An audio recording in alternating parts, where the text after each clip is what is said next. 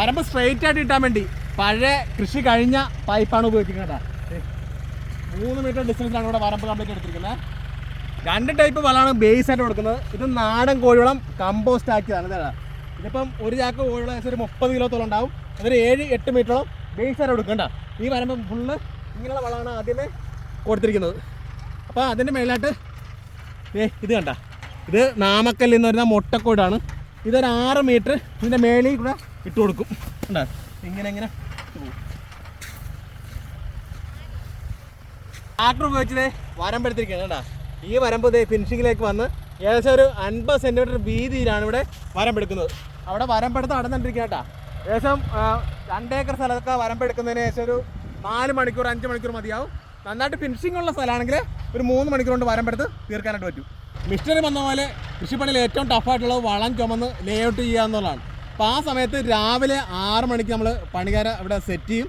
ഏകദേശം എന്താണ് 12 പേരെ ഒരുമിച്ചിട്ടിരിക്കുന്നു. അപ്പോൾ ഒരു 2 മണിയാകുമ്പോൾ പണി തീരുന്ന രീതിക്കാണ് കംപ്ലീറ്റ് ചെയ്യുന്നത്. അതാകുമ്പോൾ എനർജി കിട്ടും. അപ്പോൾ പെട്ടെന്ന് തന്നെ ലേ ഔട്ടിങ് നടക്കും. ഇപ്പം ഒരു 12 മണി ടൈമിലേക്ക് അടുത്തിരിക്കുകയാണ്. അപ്പം ഭൂരിഭാഗം ഇപ്പോൾ തീരാറ സ്റ്റേജിലാണ് ഉള്ളത്. കേരളത്തിലെ കൃഷി ഇപ്പോൾ ഏറ്റവും കൂടുതൽ ശ്രദ്ധിക്കേണ്ട കാര്യം ജനവാസമുള്ള ഏരിയയിലാണ് കൂടുതലും കൃഷി നടക്കുന്നത്. അപ്പോൾ നമ്മളവിടെ വളം ഇട്ടൽ അവിടെ നടന്നുകൊണ്ടിരിക്കുകയാണ്. ഇവിടെ വരമ്പെടുക്കലും നടന്നുകൊണ്ടിരിക്കുകയാണ്. അപ്പോൾ ഒറ്റ ദിവസം കൊണ്ട് മണ്ണിട്ട് മൂടുമ്പോൾ മണം പൊതുവെ കുറഞ്ഞു കിട്ടും. അല്ലെങ്കിലൊക്കെ 1-2 ദിവസം ഇട്ട് കഴിഞ്ഞാലുള്ള കുഴപ്പമെന്ന് വെച്ചാൽ മണം പെട്ടെന്ന് വരും, ഈച്ചയും പെരുകാൻ സാധ്യതയുണ്ട്. അത് ഏറ്റവും കൂടുതൽ കേരളത്തിൽ കൃഷി ചെയ്യുമ്പോൾ ശ്രദ്ധിക്കേണ്ട കാര്യമാണ്. 2013 ഞാൻ കാർഷിക മേഖല ഇടപെട്ട് തുടങ്ങുന്നത്. 2014 കാർഷിക മേഖലയ്ക്ക് ഒരു 10 ഏക്കർ സ്ഥലം സൗജന്യമായിട്ട് തന്നത് സെൻറ്റ് മൈക്കിൾസ് കോളേജിലാണ്, ചേർത്തല സൗത്ത് പഞ്ചായത്തിലാണ്. അപ്പോൾ അവിടെയാണ് ഞാനിപ്പോൾ നിലവിൽ കൃഷി ചെയ്തുകൊണ്ടിരിക്കുന്നത്. ഉമ്മയം 2 രീതിക്കുമ്പോൾ കൊടുത്തിട്ടുണ്ട്. ഇവിടെ കണ്ടാൽ ഇതിൻ്റെ താഴെ കുമ്മായം ഉണ്ട്. വളത്തിന് മേളിലും വേണമെങ്കിലൊന്ന് പൂശി പോകാവുന്നതാണ്. അപ്പം നമുക്ക് നല്ല രീതിയിൽ എഫക്റ്റ് കിട്ടും.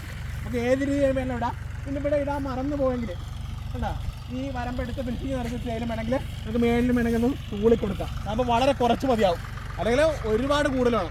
ഇപ്പോൾ ഈ പറമ്പിലൊക്കെ ആണെങ്കിൽ ഒരു 150 കിലോ കുമ്മായം ഉണ്ടെങ്കിൽ മൊത്തം ഇട്ട് വരും. മരമ്പേ മാത്രം ഇടുകയാണെങ്കിൽ 1.5 HP മോട്ടർ ഉപയോഗിച്ച് 2 സെക്ഷനായിട്ട് നനക്കാവുന്ന രീതിയിലാണ് ചെയ്തിരിക്കുന്നത്. കംപ്ലീറ്റ് പ്ലംബിംഗ് വർക്കെല്ലാം കഴിഞ്ഞ കൃഷിയുടെ അതേ PVC ഒക്കെ തന്നെയാണ് ഉപയോഗിച്ചിരിക്കുന്നത്.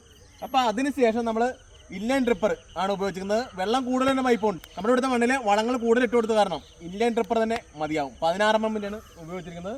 അതിൻ്റെ മേളിൽ വരമ്പ് ഫിനിഷ് ചെയ്തതിന് ശേഷം മൾച്ചിങ് ഷീറ്റ് വിരിച്ചിരിക്കുകയാണ്.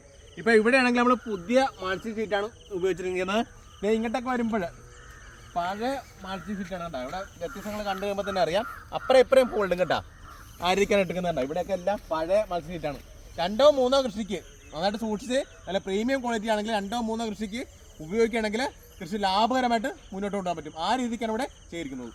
5 ദിവസം കൊണ്ട് ഈ ഏരിയയിലെ കംപ്ലീറ്റ് വർക്കും തീർന്നിരിക്കുകയാണ്. നടാനുള്ള തൈ വന്നിട്ടുണ്ട്. 1 മാസം പ്രായമുള്ള തക്കാളിയാണ്. ബന്ദി, മുളക്, വെണ്ട, പയർ, ചീര ആണ് പ്രധാനമായിട്ടും കൃഷി ചെയ്യുന്നത്. അവിടെ ചീരത്തേക്ക് എല്ലാം സെറ്റായിട്ടിരിക്കുകയാണ്. ഇവിടെ നട്ടു തുടങ്ങിയേട്ടാ. ഓരോ വരമ്പിൻ്റെയും ഡിസ്റ്റൻസ് വ്യത്യസ്തമാണ്. ഇവിടെ കുറ്റിപ്പയറിന് ഏകദേശം ഒരു 1.5 മീറ്റർ ഡിസ്റ്റൻസ് കൊടുത്തിട്ടുണ്ട്. ഇങ്ങോട്ട് വരുമ്പോൾ വെണ്ടയാണെങ്കിൽ ഇവിടെ 1 മീറ്റർ ഗ്യാപ്പ് മാത്രമേ കൊടുത്തിട്ടുള്ളൂ. അപ്പോൾ അങ്ങനെ മത്തനാണെങ്കിൽ 2.5-3 മീറ്റർ. അപ്പോൾ ഓരോ വിളക്കനുസരിച്ച് പടരുന്നതനുസരിച്ച് ഉള്ള ഡിസ്റ്റൻസ് ആണ് ഈ വരമ്പിന് കംപ്ലീറ്റ് കൊടുത്തിരിക്കുന്നത്. ഏകദേശം 45ഓളം വരമ്പാണ് ഇവിടെ ഉള്ളത് കേട്ടോ. കംപ്ലീറ്റ് നോക്കുമ്പോൾ ഇവിടെ ചീരക്കാണ് ഏറ്റവും ഡിമാൻഡ്.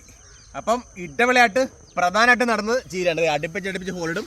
1.5 വിട്ട ഹോളിലൊക്കെ ചീര നട്ട് പോകും കേട്ടോ. ഈ രീതിക്കാണ് ഇവിടെ ചീര നട്ടിരിക്കുന്നത്. ചീര നമുക്ക് 1 മാസം കൊണ്ട് വിളവെടുക്കാം. തൈയെല്ലാം വരുന്നത് വണ്ടിയിലാണ്. അപ്പോൾ ചെറിയ ഇളക്കങ്ങളൊക്കെ തൈക്കുണ്ടാവും, വേരിനൊക്കെ ഇളക്കം ഉണ്ടാവും.